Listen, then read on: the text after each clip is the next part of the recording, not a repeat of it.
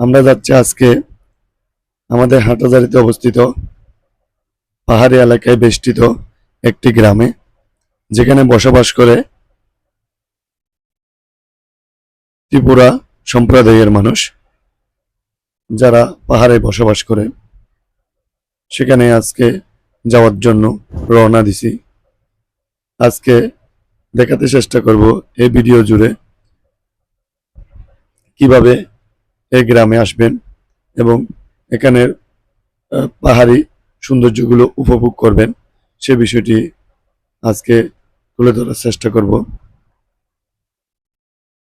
এটি হচ্ছে হাটহাজারীর শেষ প্রান্তে অবস্থিত ফরহাদাবাদ উদালিয়ায় অবস্থিত একটি গ্রাম।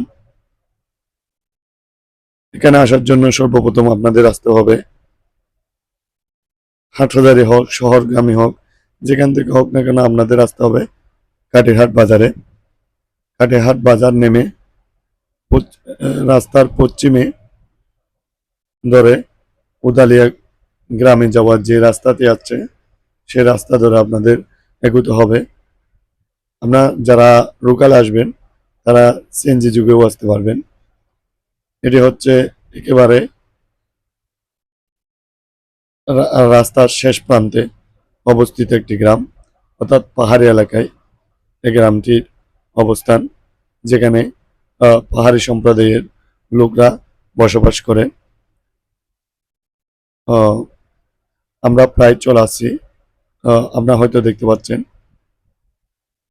দুই পাশে ধান ক্ষেত আর মাঝখানে রাস্তা, ইটের রাস্তা, যেটা আপনারা ভিডিওতে দেখতে পাচ্ছেন।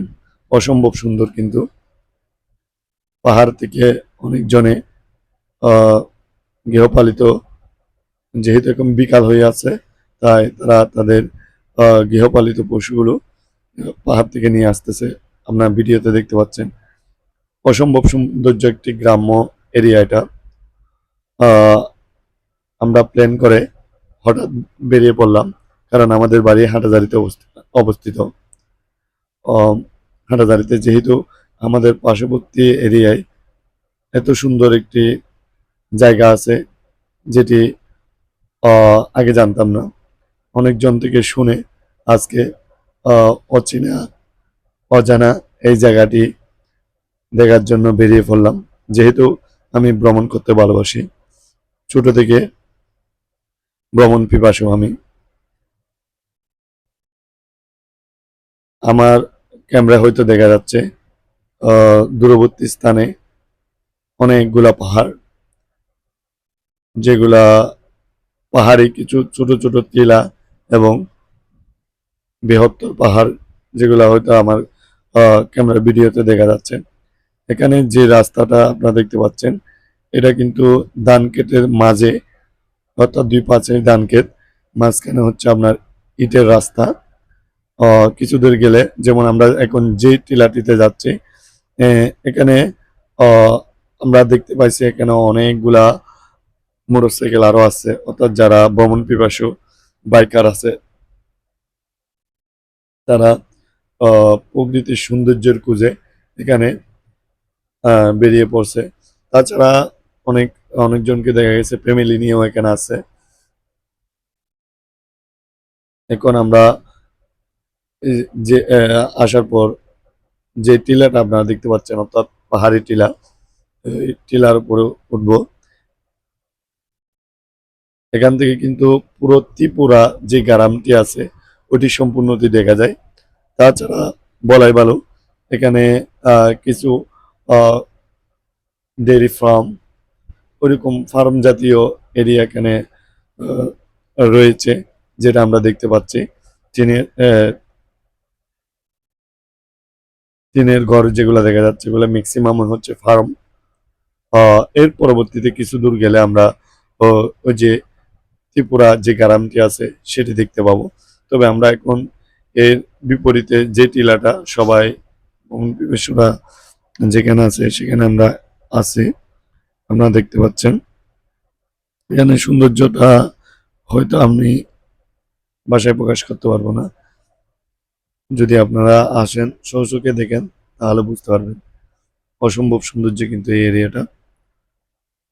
যারা হাটাজারি আছেন অবশ্যই একবার হলেও এখানে এসে ঘুরে যাবেন। কিসের মিনি কাশ্মীর, মিনি কাশ্মীর থেকেও হাজার গুণে সুন্দর এই জায়গাটি। যেহেতু আমি গত একটা ভিডিওতে মিনি কাশ্মীর নিয়ে কথা বলছিলাম। হ্যাঁ, তবে ওইখানে যাওয়াটা একটু টাফ হয়ে যায়, যেহেতু এখানে কাঁচা রুট, অনেক দূর কাঁচা রুট হয়ে যেতে হয় মিনি কাশ্মীরে। তবে এটা মিনি কাশ্মীর থেকেও বেটার আমার মতে, যেহেতু এটা আমাদের পার্শ্ববর্তী এরিয়ায় অর্থাৎ আমাদের হাটাজারিতেই অবস্থিত একটি আহ, পাহাড়ি বেষ্টিত একটি গ্রাম, যেটি আপনারা ভিডিওতে দেখতে পাচ্ছেন। এখানে শুধু আমরা আসিনি, আরো অহরহ দূর দূরান্ত থেকে ভ্রমণ পিপাসু আহ, বাইরা ছুটে আসছেন প্রকৃতির সৌন্দর্যটি উপভোগ করার জন্য, যেমনটা আমরা আছি।